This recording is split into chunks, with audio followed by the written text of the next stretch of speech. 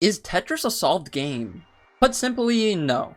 Unlike other strategy games that can have a replicated outcome, Tetris has immense variability. This puts it more in the lane of a game like chess, where virtually every game is entirely unique.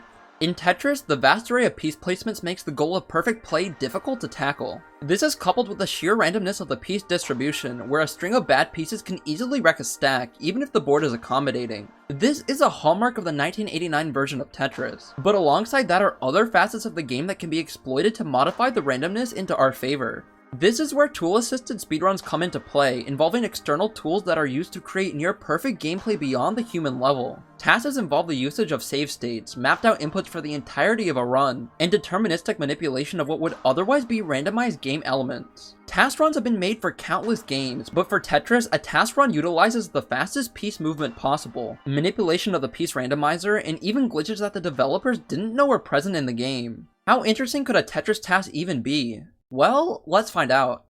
The first of these task runs dates back to 2004, a run in the fastest max out category by ACMLM. A max out occurs when the 6-digit score counter reaches the highest possible score it can display, 999,999. The fastest and most effective way to achieve this is by going for line clears of 4 in the move of a Tetris, which can only be achieved with a long bar. Level 19 is also the preferred starting level, as it is both the fastest and highest scoring level to start on, requiring just 44 consecutive Tetrises to achieve a maxed out score. The 2004 task starts strong right out of the gate, bringing us to the first major strategy, the tree strat. By building a floor on top of the first few vertical pieces, the time it takes the following pieces to land is reduced, saving fractions of a second with every individual piece drop. The frequent flickers you see on the screen occur as a result of frequent pause abuse, which is the main strategy used to manipulate piece RNG. This is because the piece distribution is not truly random and can be influenced by any inputs made by the player. In a typical run, this couldn't be used to gain any serious advantage, but the tools used for a task can allow for trial and error until the right sequence is inputted to produce the desired piece. The task continued to score Tetrises through the level 20 transition, where levels begin to take 10 lines to increment. It isn't until level 22 where the very last Tetris is scored for a max out, at the earliest threshold of 164 lines. The task immediately tops out afterwards, ending with a final time of 4 minutes, 6 seconds. This task was later verified on actual hardware, proving that it was in fact viable with the built-in hardware of both the 80s era NES and a Tetris cartridge. The 2004 task had several inefficiencies that would be ironed out in the coming years, as not only was the run aiming for perfection, it was also going for speed.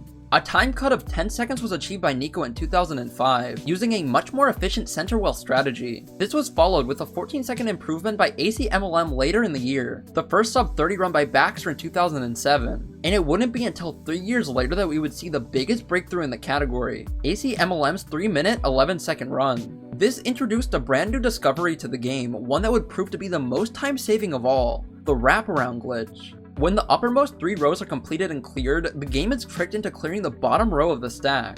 This not only counts a 3-line clear as a Tetris, but it also lowers the stack a full row, creating an excess row of material. After enough wraparound Tetrises are performed, this creates enough extra rows of blocks for 4 additional Tetrises, with the tree cycle repeating afterwards. Even for the task, the top row could only be cleared on level 18 speeds, but despite the need for 2 more Tetrises in order to get a max out, the wraparound glitch still saved nearly 15 seconds, a huge amount for a run this linear. For a while afterwards, it seemed like this max out task was just about perfect, and as the years came and went, no new discoveries were found or implemented in any run. That was until 2020, when ground was broken on a new task that had potential to shatter the previous time. Taster's R57 shell and Arcanful began to work on a task that was an extensive overhaul of the previous one, but the theory crafting behind it would be a lengthy process. In fact, it would take over 2 years from the inception of the project for the task to be finalized. This task would end up shattering the previous time, using several new strategies to combine in what might truly be a perfect game of NES Tetris. The run starts off with a subtle time save, using a more optimal set of pieces to build the initial tree, putting it nearly 2 seconds ahead of the previous task through the first Tetris. The seemingly imperfect build early on is for a very good reason, a strategy that Arcanful calls the chessboard. By creating long bar sized holes in different columns directly beneath each other, the time it takes to reset the tree is significantly reduced. This is because the travel time of the first few long bars takes way less time. This saves enough time for the new task to be 7 seconds ahead of ACMLM's run through the 500k mark, and the time saves continue to pile up from here. At level 20, the new run opts to not create a tree for the third time, and instead works on top of the already built material. The wraparound glitch can't be performed at level 19 speeds, so the material at the bottom of the stack remains in place until the final strategy is utilized. On level 21, a similar chessboard strategy pattern emerges, only this one is for the grand finale, clearing the entire playing field with 4 Tetrises in a row.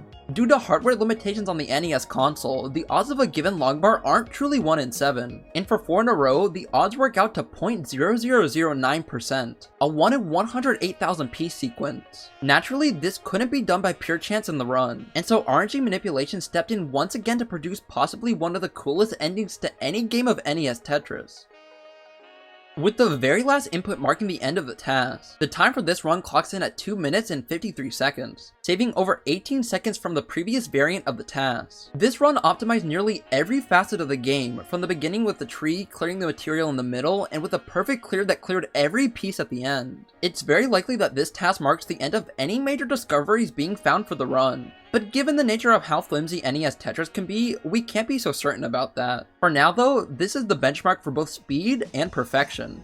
From perfection in the form of the shortest maxed out playthrough, we pivot to the opposite side of the timescale. What's the longest possible playthrough of NES Tetris? The answer to this is much more straightforward and brings us to the StackRabbit AI. This AI was developed by Greg Boomcan with the goal of creating a bot that could perform flawlessly with the randomness of NES Tetris. There's no RNG manipulation here, and instead StackRabbit is handling each new piece with the fastest reaction time and piece movement possible. On these settings, the AI is able to cruise through the level 29 kill screen, reaching levels that were thought to be impossible by the developers. On level 138, it reaches the bug color scheme to mark that only 2 players have reached in the game, but the bot isn't stopping there. After over an hour and 3,000 lines of play later, StackRabbit reaches a kill screen that it can't avoid, one caused by the game's inability to calculate the line clears all the way at level 237. If a code was put in to circumvent this crash, the game would effectively roll over the level counter at 256, starting all the way back at 0 again. That means that with this code in place, an infinite game of Tetris is theoretically possible, but it appears like that's the only way to accomplish this. Let me know if you want me to cover the StackRabbit AI in greater detail. It's definitely a topic that warrants its own video. If you enjoyed this video, a like would be appreciated, and consider subscribing to never miss future Tetris content. As always, thank you so much for watching, and I'll see you in the next video.